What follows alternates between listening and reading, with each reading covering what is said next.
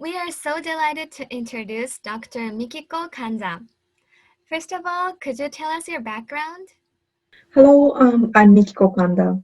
Currently, I'm working for the Joint United Nations program on HIV and AIDS called UNAIDS in Myanmar country office as a strategic information advisor.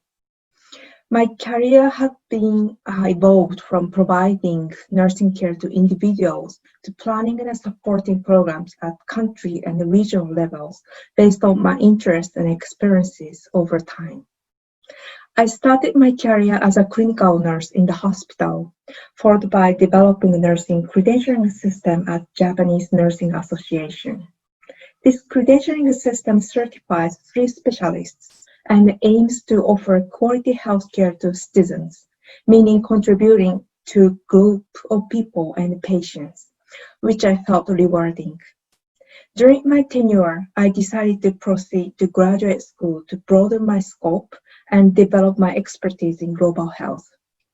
During the master's and PhD course, I learned global health policy and diplomacy and conducted research to generate evidence which contribute to health policy at country level to improve population health.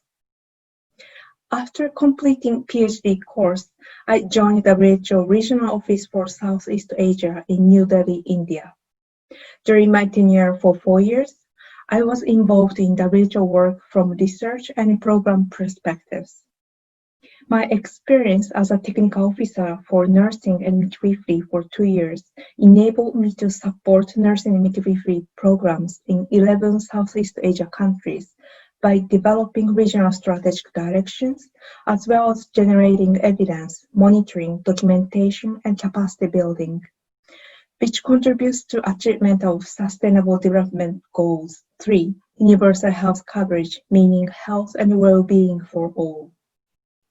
Since June 2020, I joined UNAIDS in Myanmar country office in Yangon to support national AIDS program in government of Myanmar with role of monitoring and evaluation of national response to HIV/AIDS, focusing on specific health programs in the country to reach the most vulnerable and marginalized populations, such as people living with HIV and people at risk of HIV. Through working closely with government, partners, and donors is my portfolio right now. And I am committed and enjoy this role to make the universal health coverage a reality. Thank you so much. Then what do you think of the roles of nurses during this pandemic and post-COVID-19 era, and how do you think we can respond to it? Yes, while COVID-19 pandemic reiterates the vital role of nurses, critical challenges were also highlighted at the same time. First ever State of World Nursing Report, or SON report, published by WHO, ICN, and Nursing Now in April 2020, identified that nurses represent more than half of health professionals in 172 countries, which indicates nurses are backbone of the health systems at all levels of care. SON report, as well as COVID-19 pandemic, highlights the critical shortages of this profession as of all healthcare workforce, as well as the need to strengthen their expertise in providing preventive, promotive, curative, rehabilitative, and palliative care. In addition, psychosocial support to patients and their families for a greater role of nurses, which requires communication skills and capacity. And more importantly, it is noted that nurses themselves should be protected by improved work environment. In order to strengthen and support them and their roles, we need an investment in certain areas. First is a nursing education and training.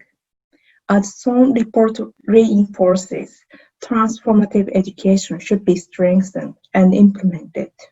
This includes review and updating pre-service education, including curriculum updates and faculty development in response to the changing needs for NCD services and care for older people, as well as response to pandemic like COVID-19. And in-service training to be provided to all practicing nurses. Enhancing career development programs, including nursing specialization, would promote skill mix, mitigate overall health workforce shortages, and keep nurses motivated. Second is an improved work environment. The work environment for nurses should be safe, healthy, and satisfying, as for all health workers. This includes establishment and implementation of regulation of working hours and conditions, minimum wages, and social protection. On-the-job hazards and violence that nurses are exposed to should be minimized and wherever possible eliminated. The data on turnover and psychosocial support needs for nurses due to burnout, especially in emergency like COVID-19 pandemic, are unknown in most of the countries.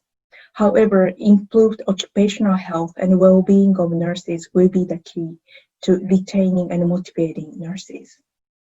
Lastly, strengthening nursing leadership and management will be the key.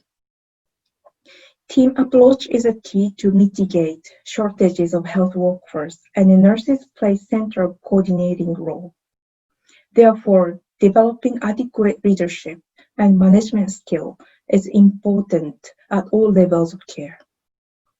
This will help effective interdisciplinary approach at the primary care level and inform overall health workforce policies. Nurses must be enabled to develop their leadership potential from early in their careers and participate in key decision-making forums. Thank you for this. Finally, could you give a message to nursing students who will be the future leaders? Yes, sure. From the perspective of a nurse who developed the career from domestic hospital to international organizations like the UN system, I'd like to share my thoughts with the future nurses, which is keep yourself open and explore the world. Under the principle of UN Sustainable Development Goals, SDGs, nursing is a part of health systems and broadly part of global community, and the nurses are global citizens. Keeping this perspective in mind helps you to understand the role and future directions of health systems as well as nursing, and to identify what you as an individual are looking for in your future professional career. In addition, I'd like to highlight that it is important to keep yourself open to explore what you're interested in and always think what you can do and how you can contribute to the issues or societies while you're a student also after start working. Good luck on your future, and I look forward to working together with you in a global society in the future. Thank you.